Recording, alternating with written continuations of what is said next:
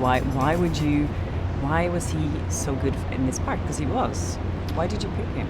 Well, we cast a very wide net in our auditions because we wanted people who hadn't been on film before. We wanted fresh faces for these young kids. And Harry sent an audition to our casting director that made its way into the mix. We were looking at thousands and thousands of young men and trying different combinations of actors in different parts, and eventually settled on this team, this ensemble.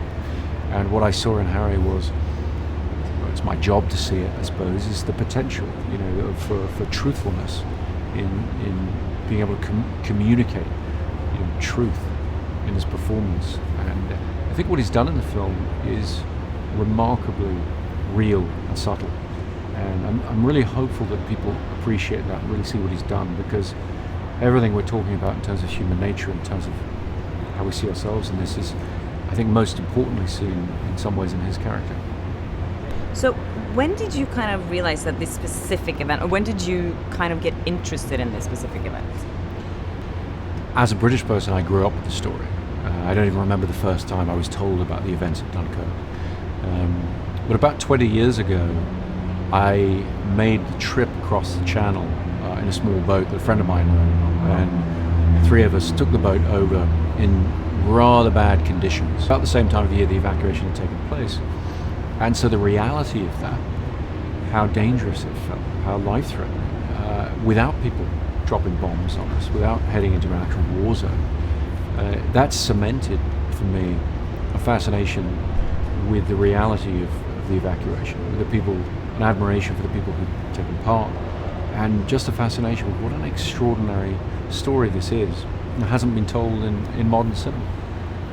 And I think when I got out of the theater yesterday, I was like, I asked myself, am I a good person or am I a bad person? What would I do in these situations? Which I think is something that you portray really good with these people. Is that one of the things that you wanted people to Well, I think in telling the story subjectively, my hope is that people put themselves there in some sense and ask some of those questions. But I think that the film has a very humanist perspective in that it's not really about individual acts of grand heroics. It's about a sort of cumulative and gradual communal heroism, really.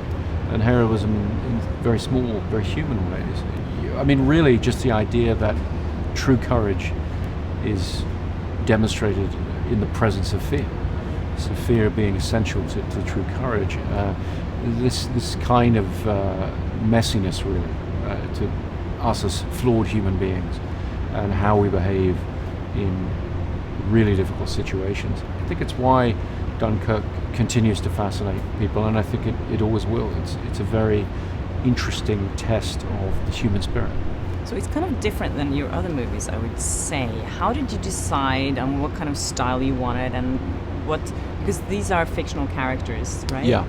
So how did you decide on the whole form of the... I researched the events of Dunkirk extensively so that I knew the week. I knew the movements in that week off the beach, where the boats were, what happened with the planes. And then what I did is I created fictional characters to take me through those experiences that I'd read about, to give people a feeling of experiencing the events of Dunkirk. And I did that in a very subjective way. I wanted the film to play almost as kind of virtual reality without the goggles. You know, I wanted to put people in the cockpit of a Spitfire, dogfighting the enemy.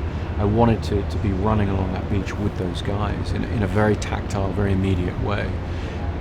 I tried to choose the style in a very sincere way. I tried to be true to what I think the story demands in terms of how I'm going to get this across. And I feel that Dunkirk is a story that's freighted with emotion. And I didn't want to over-sentimentalize that. I wanted to try and have a very objective, suspenseful, thrilling ride for the audience that over time, over the progress of the film, would add up to something more than that. Hi there, if you like that interview, maybe you like some of my other interviews too, so please subscribe to my channel if you haven't, share, like, comment, do whatever you want, be happy, be nice to people, and come back to my channel. Bye!